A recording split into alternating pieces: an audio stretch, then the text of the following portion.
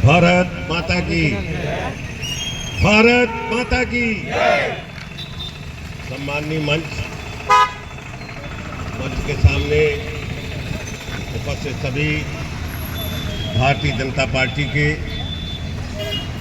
पदाधिकारी एवं समस्त कार्यकर्ता बंधु एवं व्यापारी बंधु, अभी आपके सामने विस्तृत रूप से ज्ञानदीप जी ने 11 वर्ष की उपलब्धियों के बारे में आपको विस्तृत रूप से जानकारी दी। आज यह अवसर निश्चित रूप से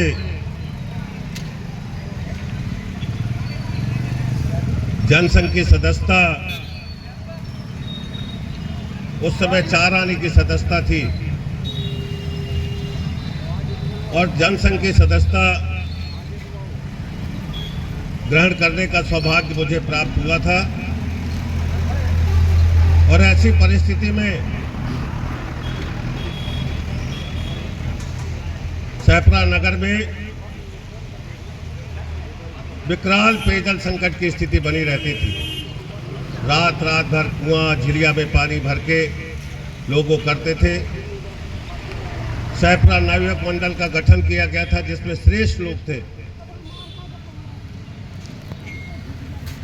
सैपरा नगर के वरिष्ठ लोग थे, बुद्धिजीवी थे और वह अनशन लगभग 32 दिन जो ये धर्मशाला है वहां पर चला था। और उसके बाद जनसंघ से निवास विधानसभा क्षेत्र से जो विजयी हुए थे अनूप सिंह भरावी, भारतीय जनता पार्टी के वरिष्ठ नेता कस्तूरचंद जैन, इनके प्रयासों से वह अनशन यहाँ पर समाप्त कराया गया और उनके द्वारा घोषणा की गई कि अब जो है भोपाल में जाकर सैपरा नगर की पेयजल की समस्या को लेकर आंदोलन किया जाएगा। और भोपाल में उस समय प्रकाश चंद्र सेठी मुख्यमंत्री थे। वहां पर जाकर उनके साथ अनशन करने का भी उनके सहयोग से अवसर प्राप्त हुआ था। प्रश्न यह है कि जनसंघ का गठन क्यों किया गया था। उस समय परम पूज्य सरसंघचालक सम्माननीय गुरुजी थे और उनके सामने विकट स्थिति यह थी कि देश में अनेक प्रकार के ऐसे कांग्रेस की दिशाहीन के कारण, तुष्टीकरण के कारण संघ के ऊपर हमेशा अनर्गल आरोप लगाए जाते थे, झूठे मिथ्या आरोप लगाए जाते थे। यहाँ तक कि लोकसभा विधानसभा में इतने सारे लोग होने के बाद भी संघ के बारे में कभी कोई भी व्यक्ति एक शब्द, एक भी प्रश्न वहाँ नहीं पूछा जाता था। इस कारण से गुरुजी ने तय किया कि जनसंघ का गठन किया जाएगा। कम से कम हिंदुत्व के बारे में, राष्ट्र के बारे में, राष्ट्र की राजनीति को दिशा परिवर्तित करने के लिए एक जनसंघ का गठन किया जाएगा।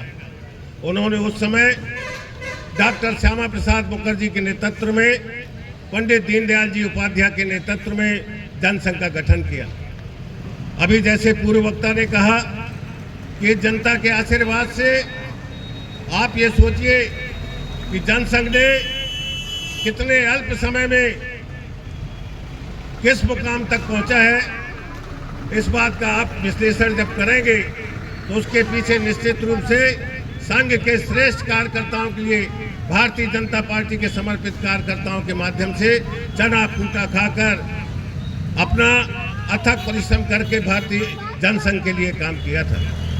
और जब देश में संकट की स्थिति आई, आपातकाल की स्थिति आई, सारे दल एक साथ मिलकर चुनाव लड़े।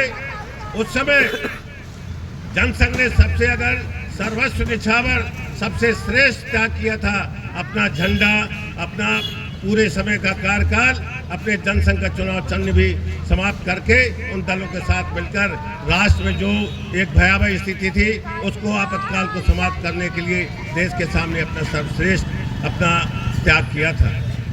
उसके बाद आप इस बात पर विचार करें कि देश में जो सरकारें सिद्धांत विहीन होकर देश के सामने विकराल समस्याएं खड़ी थी और देश को इस आपातकाल से मुक्ति दिलाने के लिए एक दल का गठन किया गया था, जनता पार्टी का। उसके बाद देश में परिवर्तन हुआ, कुछ लोगों के आपसी कारणों से सरकार एक योग्य प्रधानमंत्री मोरारजी भाई के कारण, कुछ लोगों के महत्वाकांक्षा के कारण वो सरकार नहीं चली। किंतु याद करिए, जनता पार्टी के समय यह स्थिति थी कि लोग राशन की दुकान, सोसाइटी जाना बंद कर दिए थे। शक्कर बाजार में सस्ती मिलती थी, चावल गेहूं, ऐसी योजना चलाई गई थी, फूड फॉरवर्ड की योजना, कि लोग सीधे अनाज नहीं लेते थे। ऐसी स्थिति जब भी देश में परिवर्तन हुआ है, कांग्रेस की सरकार को छोड़कर जब दूसरे दलों की सरकार इस देश में स्थापित हुई है, तो निश्चित रूप से जनता को एक बहुत राहत का काम उन सरकारों के द्वारा किया गया है।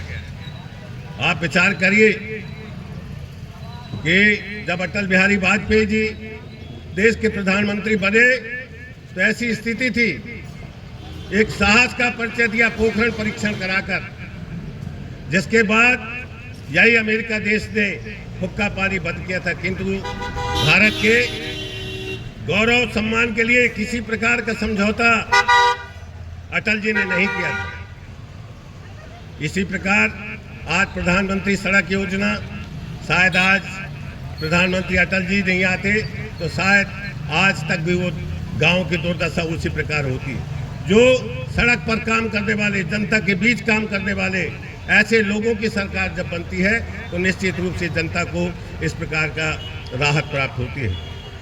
आप विचार करिए कि 11 वर्षों के कार्यकाल में जब तक कोई संकल्प न हो, लक्ष्य निर्धारित न हो, टारगेट फिक्स न हो, तो उसके परिणाम सामने नहीं आते। आप देखिए, तय किया गया गरीब गांव लोगों को राहत प्रदान करने के लिए अनेक प्रकार की योजना चलाई गई। सबसे पहले प्रधानमंत्री जी ने चिंता किया, प्रधानमंत्री अन्न योजना के तहत आज देश के 75 से 80% लोगों को अन्न सहजता से प्राप्त हो रहा है। दूसरी चिंता गरीब व्यक्ति की होती है कि उसके कम से कम घर पक्का हो, उसकी छत हो, सम्मानजनक स्थिति में रहे। तो दूसरी योजना चलाई आवास योजना। आज गांव-गांव में भी इस प्रकार की योजना का लाभ लोगों को प्राप्त हो रहा है। तीसरे जो सबसे बड़ी समस्या होती है कि जल की, तो जल की व्यवस्था करने के लिए राजीव गांधी मिशन के माध्यम से हर गांव में नल जल योजना का कार्य प्रारंभ किया गया है। शीघ्र ही उन योजनाओं का लाभ कुछ जगह प्राप्त हो रहा है, कुछ जगह प्रारंभ हो चुकी है, कुछ जगह तेजी से काम चल रहा है। इसके बाद सबसे श्रेष्ठ इस देश की मातृशक्ति को मातृ वंदन योजना के अंतर्गत आज उस योजना के अंतर्गत 2000 लाख करोड़ रुपया का आवंटन प्रतिवर्ष सरकार के द्वारा खर्चा किया जा रहा है। महिलाओं के लिए विशेष योजना, आज चाहे वो गर्भवती महिला हो, चाहे खेत में काम करने वाले हो, आज सबके सम्मान के लिए कम से कम सैकड़ों योजनाएं चलाई जा रही हैं। लाडली लक्ष्मी योजना, किसान सम्मान निधि, इस प्रकार की योजना आप विचार करिए कि कांग्रेस के शासन में अगर इस प्रकार की योजना पूर्व में चलाई गई होती तो लोगों के सामने गरीबी और उसका संकट क्यों सामना करना।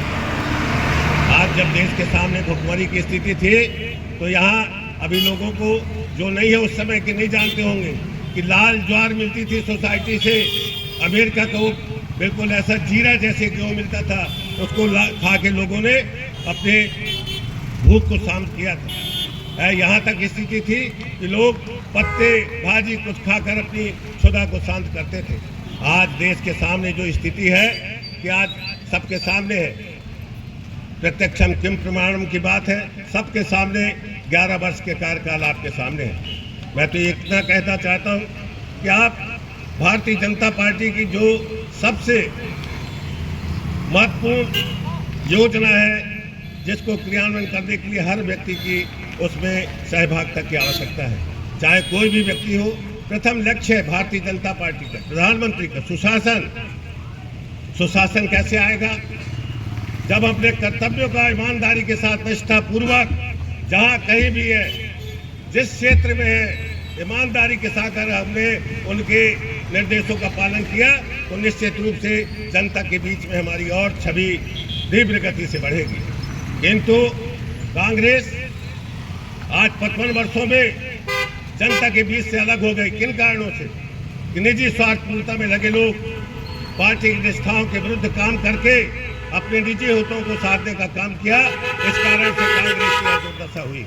किंतु आप भारतीय जनता पार्टी के समर्पित ऐसे कार्यकर्ता है, आपको इस बात पर विचार करके कि हमारे पार्टी का लक्ष्य और लोगों को सुविधा प्रदान करने के लिए किस प्रकार से हम सहयोगी बन सकते हैं और आगे चलकर भारतीय जनता पार्टी के हर क्षेत्र में विजय श्री दिलाने के लिए हम कितना सहयोग कर सकते हैं। उस सहयोग में हमारी निष्ठा और ईमानदारी मूल में होनी चाहिए, तभी हम अपने संकल्पों को सिद्धि के रूप में ले जा सकते हैं। आप विचार करिए कि एक स्थिति ये थी देश के सामने,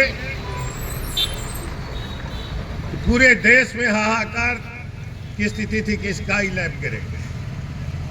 जब स्काई लैब गिरने वाला था, पूरे देश में इस प्रकार की चिंता है कि कहाँ पर सहपुरा में गिरेगा, कि जबलपुर में गिरेगा, कि मंडला में गिरेगा, कि उत्तर में गिरेगा, कि दक्षिण में गिरेगा, कि पश्चिम में गिरेगा। इस प्रकार की स्थिति से पूरे देश में ऐसी स्थिति बच गई थी कि सब लोग जो है ये कह रहे थे कि भैया अब ये आखिरी जीवन है, जो कुछ है अच्छा खा पी लो, बढ़िया खाओ पियो, और ये कल भगवान के भरोसे है।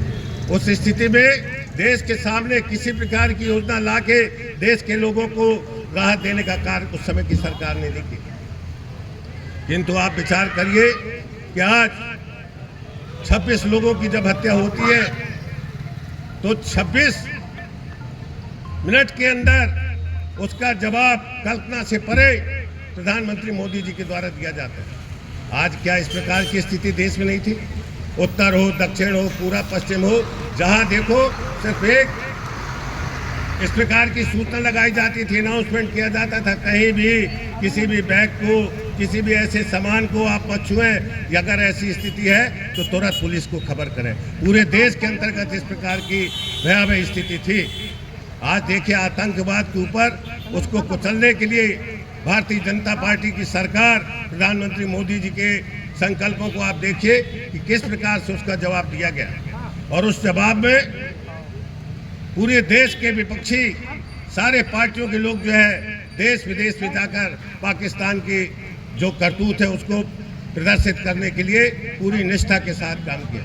यह है नेतृत्व की यानी सूझबूझ और उसकी वो फर्क की जानी चाहिए कि कैसी स्थिति में काम करना पड़ता है। किंतु आज एक परिवार जो सिर्फ इसके लिए कि गद्दी प्राप्त करने के लिए हमेशा उसके जो है ऐसे नकारात्मक विचार और वो जो जिस प्रकार की बात फैलाते हैं, वो पाकिस्तान की मीडिया पर इनके संदेश बार बार दिखाए जाते हैं। क्या यही राष्ट्र की सर्वोपरि मानने वाली पार्टी है? जो राष्ट्र को सर्वोपरि मानते हैं, राष्ट्रभक्ति से उत्पुत लोग जाकर भारत के बाहर पाकिस्तान के जितने कारनामे उनका चिट्ठा खोल रहे हैं। आपको विचार करना है कि 11 वर्षों में जो मोदी जी के कार्यक्रम, चाहे वो स्वास्थ्य के क्षेत्र में देखिए, आज ऐसी स्थिति थी कि मलेरिया की बीमारी फैल जाती थी। गांव के गांव 1000, 2-2, 4-4 हज़ार रुपये से बेचारे निपट जाते थे डॉक्टरों से सारे खर्च से। उसके बाद मृत्यु हो जाती थी। वो तस्कातर करते, ऐसा होता था कि आज यहाँ तस्कातर, कल वहाँ तस्कातर, इसी में उसका जो है गरीबी रेखा के नीचे चला जाता था। आज प्रधानमंत्री जी ने स्वास्थ्य के ऊपर 5 लाख रुपया की योजना सारे लोगों के लिए दिया, आयुष्मान कार्ड। आज उसको उपयोग करिए और उसके लिए जितने अस्पताल हैं उसकी सूची भी आप लोग अपने मोबाइल में सर्च कर सकते हैं कि कौन से हॉस्पिटल में जाकर हमको मान्यता दी गई है वहाँ पर इलाज कराना है। आपका इलाज वहाँ 5 लाख तक का, इससे आज करोड़ों लोग लाभान्वित हो रहे हैं। उसके बाद 70 वर्ष से ऊपर जितने लोग हैं उनके लिए, चाहे वो आयकर दाता हो, किसी भी प्रकार का संपन्न व्यक्ति हो, उसके लिए भी 5 लाख की छूट शासन के द्वारा, प्रधानमंत्री जी के द्वारा की गई है। भाइयों, आपको सिर्फ संकल्प लेना है। तरह तरह के लोग चुनाव के समय बहरूपीय बन के आकर जनता को बहकाने का काम करते हैं। उसमें जनता अपनी बहुत भोली भाली है अभी क्षेत्र की, और उसको बहकाने के लिए कई प्रकार के लोग लालच, कई बहकावे का काम करते हैं। वहाँ पर भारतीय जनता पार्टी के एक सिपाही बनकर भारतीय जनता पार्टी के पक्ष में आप वहाँ पर खड़े रहेंगे तो ये बहरूपीय जो है, जो बहकाते हैं, जो दलाल होते हैं, उनकी वहाँ पर नहीं चलेगी। और आपको जानकारी करके भारतीय जनता पार्टी के 11 वर्ष के कार्यक्रमों को जनता के बीच में पूरे दिलेरी के साथ आपको रखना चाहिए। मैं आपको बताऊँ, ऐसा नहीं है, हमसे ज़्यादा जानकारी आज ग्रामीण क्षेत्र के लोग रखते हैं। एक बार हम इंदौरी डोभी की वहाँ पर गए थे चुनाव प्रचार में, एक सूरदास व्यक्ति हमारे बोलने के पहले शासन की श्रेष्ठ योजनाओं को उसने बताया, उसमें 1-2 योजना हमको भी नहीं मालूम थी। जनता रखती है, नजर रखती है। और पंडित दीनदयाल जी का यही कहना था कि हम सिर्फ वोट डालकर 5 साल के लिए हम इंतजार नहीं करना चाहिए। हमको अपने अधिकारों को सजगता पूर्वक उस पर ध्यान देना चाहिए कि कौन व्यक्ति कैसा काम कर रहा है, हमारे हित में हो रहा है, नहीं हो रहा, और उसमें कौन बिचौलिए जाकर इसका लाभ उठा रहे हैं। तो उन बिचौलियों को भी और दलालों के से भी सावधान रहकर भारतीय जनता पार्टी के पक्ष में आप सदैव तत्पर रहेंगे। इसी बात के साथ मैं अपनी बात को यहीं विराम देता हूँ। भारत माता की, भारत माता की।